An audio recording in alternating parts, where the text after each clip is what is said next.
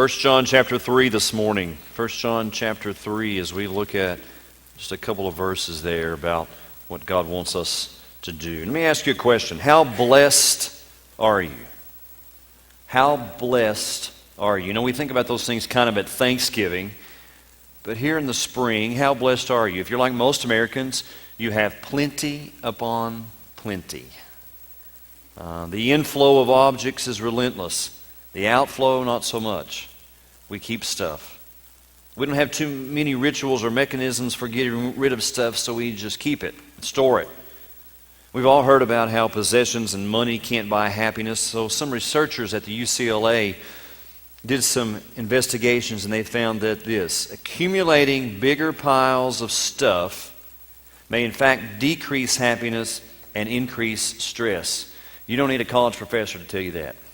You know that. You understand that. In their study, though, moms that they talked to frequently used phrases such as mess, not fun, and very chaotic to describe their home where toys and clothes and trinkets and food overflow. So let's just say we're overly blessed by God, almost to the point of we are what you would call spoiled children. You don't believe me? What do your refrigerators, if you have two of them, what do your refrigerators tell about you? What does your refrigerator tell about you? How it's stocked? That study found that our refrigerators tell a lot about our habits, of what we keep, of what we have. How about your closet? What stories would they tell about you? Your food pantry and all the things you have stocked up, your garage, your attic, your basement, your storage building, all those things that you have, what does that tell about you? It tells us we have stuff. It tells us we're blessed. But what can we do about some of that? Maybe you need a professional organizer or a junk remover to come to your house and take away some stuff. None of us want to be highlighted on the TV show called Hoarders, do we? We don't want that. So let's see how our blessings can be used to reach our community. How the blessings God's given us reach our community. Look in 1 John chapter 3, verse 17. Look what this simple phrase says. But whoever has this world's goods. What is the world's good? First of all, let's talk about what we have. What we have. He uses the phrase world's goods. Whoever has the world's goods. Literally it means this: the livelihood of the system. The livelihood of the system. In other words, a good income, a good job, stuff. We have the world's goods. So let's break this down a little bit smaller so we can begin to understand it. Let's kind of get an idea of what he's talking about. We have possessions. Boy, do we have possessions. Most of us know we own too much stuff. We feel the weight and the burden of our clutter. We tire of cleaning and managing and organizing. Our toy rooms are messy, our drawers don't close, our closets are filled from top to bottom. The evidence is all around us. It's clutter. Today, increasing data is being collected about our homes and our shopping habits and our spending. The research is confirming this observation. We own too much stuff. But that stuff is robbing us of life. I'm about to give you quite a few statistics, and I'm not a real numbers guy, but I want you to listen to some of these statistics about our clutter that will help us understand how big of a problem our accumulation has actually become. There are, in the average American home, 300,000 items. You say, I believe it. 300,000 items. The average size of the American home has nearly tripled in size over the last 50 years. And still, 1 out of every 10 Americans rent off-site storage because they don't have a place to put it. The off-site storage is the fastest growing segment of commercial real estate industry. It has been for the last 4 decades.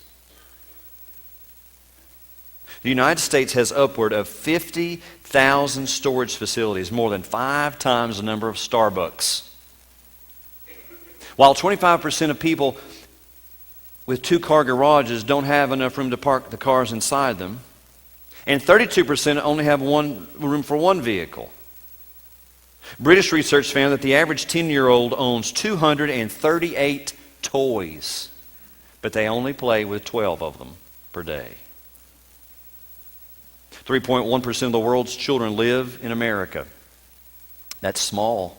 3.1% in America, children. But they own 40% of the world's toys.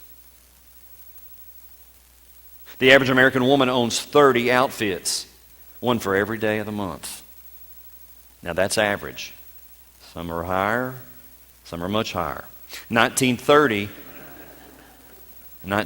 that figure was 9. The average woman owned 9 outfits. The average American throws away 65 pounds of clothes every year. The $8 billion home organization industry has more than doubled in size since the early 2000s, growing at a staggering rate of 10% each year. Somebody to come in and help organize it, or something that you can put something in to organize it, or shelves or whatever, some kind of organization. Those numbers paint a jarring picture of excessive consumption and unnecessary accumulation. Our things can give us a sense of security, though, or a connection to the past. We don't want to get rid of that. That was great Bertha's whatever. So we keep it. We have possessions. We also have time. Time, 1,440 minutes every day. What you do with the time that you've been given is up to you. What do you do with it? Many people waste it. TV viewing per day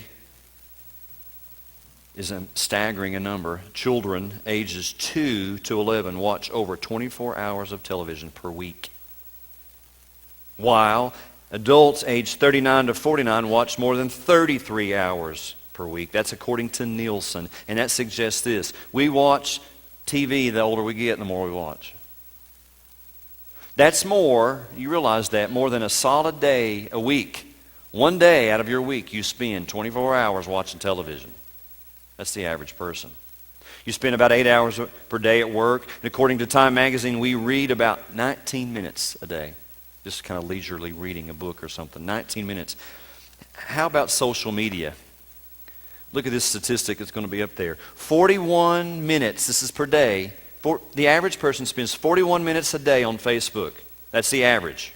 Some people spend 1,440 minutes on Facebook a day.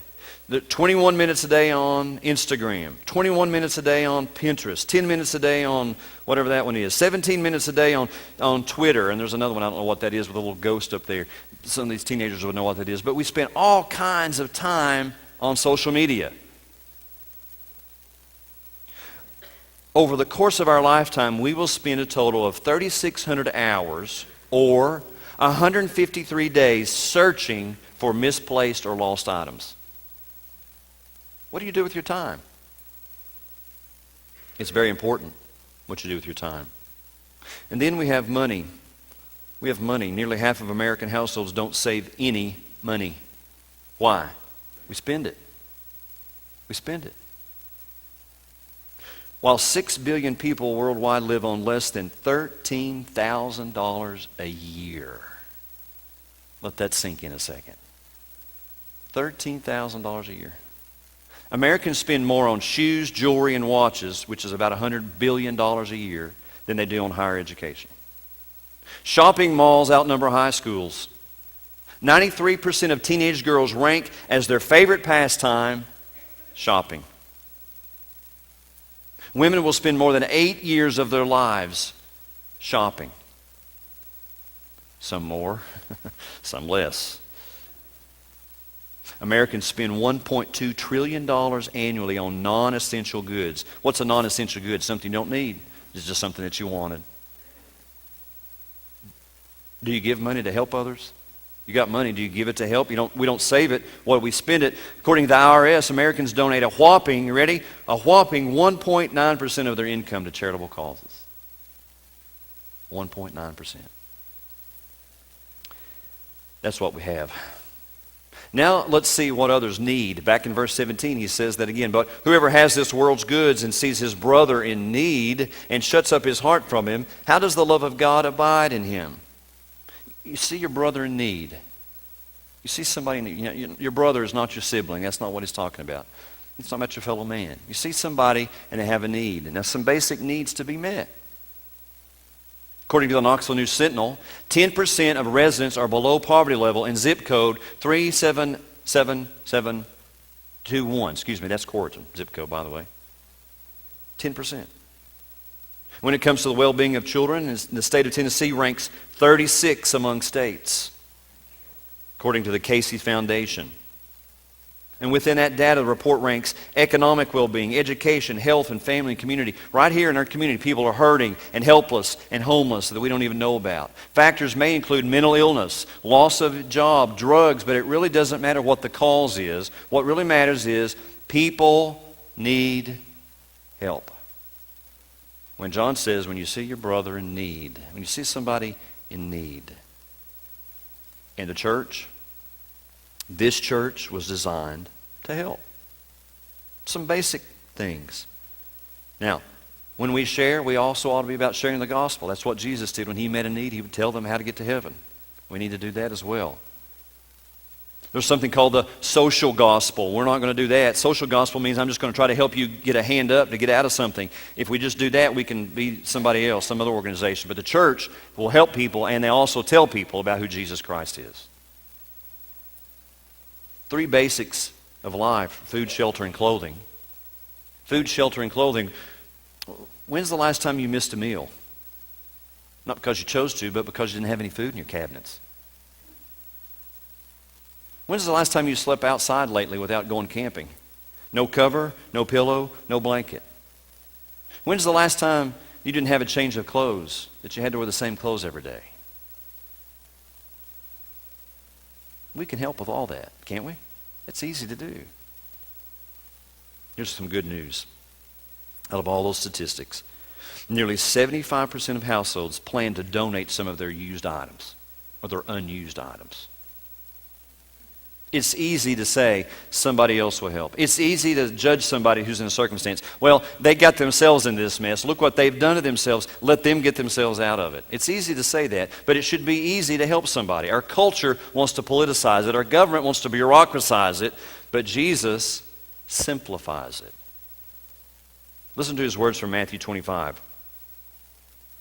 When the Son of Man comes in his glory and all the holy angels are with him, then he will sit on the throne of his glory, and all the nations will be gathered before him, and he will separate them one from another, as a shepherd divides the sheep from the goats. So he's going to separate sheep from the goats. One are the saved, and one are the lost. And he will say to them, to the sheep on his right hand, "Come, you blessed of my Father, inherit the kingdom prepared for you from the foundation of the world. For I was hungry, and you gave me food. I was thirsty, and you gave me a drink. And I was a stranger, and you took me in. I was naked, and you clothed me. I was sick, and you visited me. I was in prison, and you came to me." And the righteous are going to be puzzled. And he says, they answer and say, "Well, Lord, when did we do that for you?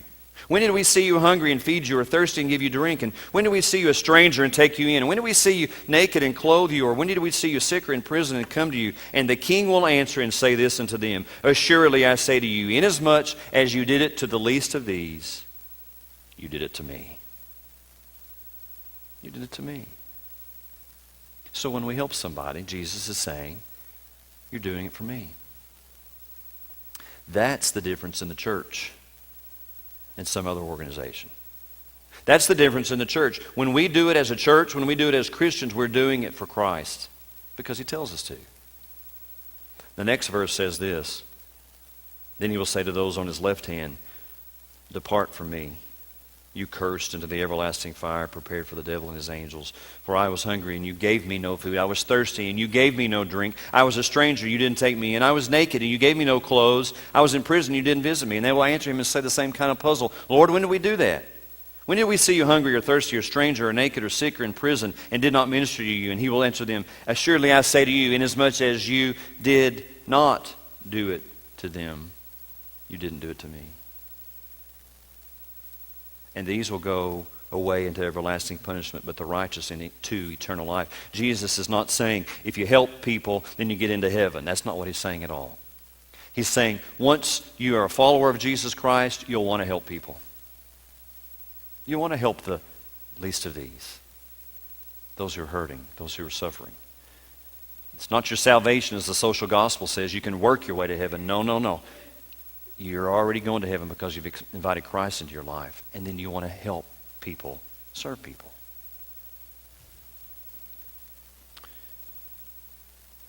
So we see what we have and we see what people need. Look again in verse 17. He says this again. But whoever has this world's goods and sees his brother in need and shuts up his heart from him, how does the love of God abide in him? My little children, verse 18, let us not love in word or in tongue, but in deed and in truth. Here's our choice. We have a choice to act. Every single time you have a choice to act, I have a choice to act. We can act or not act. We can choose to help or not help. But he uses a phrase there. And this phrase probably encompasses a lot of people. He who shuts up his heart. What's that mean? Does that mean you're having a heart attack? Does it mean you need bypass? Maybe spiritually. But you shut up your heart. You don't even care enough about somebody. You're shutting up your heart. You're not even helping them. You don't want to help them. You don't desire to help them. You become so hard-hearted. How can we become so calloused that we won't help? And then he says this. It's not in word or in tongue. I've found this many years in the ministry. A lot of Christians like to talk about helping people. They like to plan on helping people. They like to think about helping people. But they never help people. He said instead it should be in action, in deed and in truth. Not just saying it, but doing it. Here's how you can help. We have a brand new ministry called the Community Outreach Ministry. That's where it comes in. This is where it steps in. Let me tell you about this. This is led by Arnie and Patty Harbolt, sitting right down front here. This ministry team is made up of the Hughes and the Hineses and the Nortons and the Harrises, these couples, 5 couples, but they need the entire church to support it. They're just getting it organized. Here's their objective. It's very simple. And if you're writing, you're taking notes, I want you to write this objective down because it's important. It's very clear. To provide Union Baptist Church with opportunities to serve the community. It's pretty clear. To provide Union Baptist Church with opportunities to serve the community. They're going to be mobilizers. They're not going to do all the work. They're going to mobilize other ministries to do the work. So, if your small group, if your Sunday school class, if your ministry needs a place or people to serve, they're going to plug you in. They're going to help you find something to do with that. For example, in a couple of Wednesday nights, Kids U is going to plant flowers on the campus, on the church campus. So we're going to have boys and girls out there, and it's going to be an interesting, chaotic, fun time watching the boys and girls plant flowers. To them, that's serving. To them, that's serving. Last Saturday, not yesterday, but a week ago, we had 9 men who went to 2 different locations and served 2 elderly people in their yard. Just did some yard work, just cleaned up their yard. That's serving the community. There's so many options, so many varieties to do things. But this ministry team is going to help people be mobilized and do that. And here's how it's going to work. Our church is going to partner with 4 groups in Knoxville. Divided on a quarterly basis so we can meet the basic needs, so it won't overwhelm everybody. Let me tell you about the partners that we're going to help with. One of them is Rita Elementary School. This is a no-brainer. They're right here in our community. Now, we've helped Rita sporadically in the past, but this makes huge sense. And here's why. The PTA has reached out to us and simply said, will you help us? Not too often are churches invited into schools. And when a school says, church, we would like for you to help us, what are we going to do? Some churches will say, no, not this church. We're going to go. We're going to help them. As a matter of fact, we're feeding the faculty this Wednesday. If you'd like to help with that, some of the best, we're just doing desserts.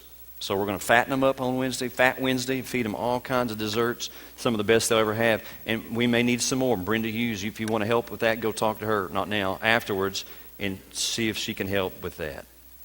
Soon they're going to be asking for some school supplies for kids who can't afford it. Most of us in this room don't understand that some people can't afford a notebook for their kids, or a backpack for their kids, or pencils for their kids. And so we want to help do that.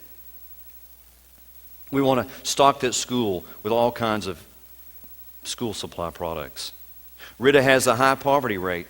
Didn't realize it was this high. 42% are on free or reduced lunch. That's almost half of the school. Some kids don't eat well at home. The school provides food in a backpack for needy kids to take home discreetly every Friday. And we're going to help them fill those backpacks. Why? We have plenty. And we have means to help them. That's our first partner. Second partner is an organization called Knoxville Pays It Forward.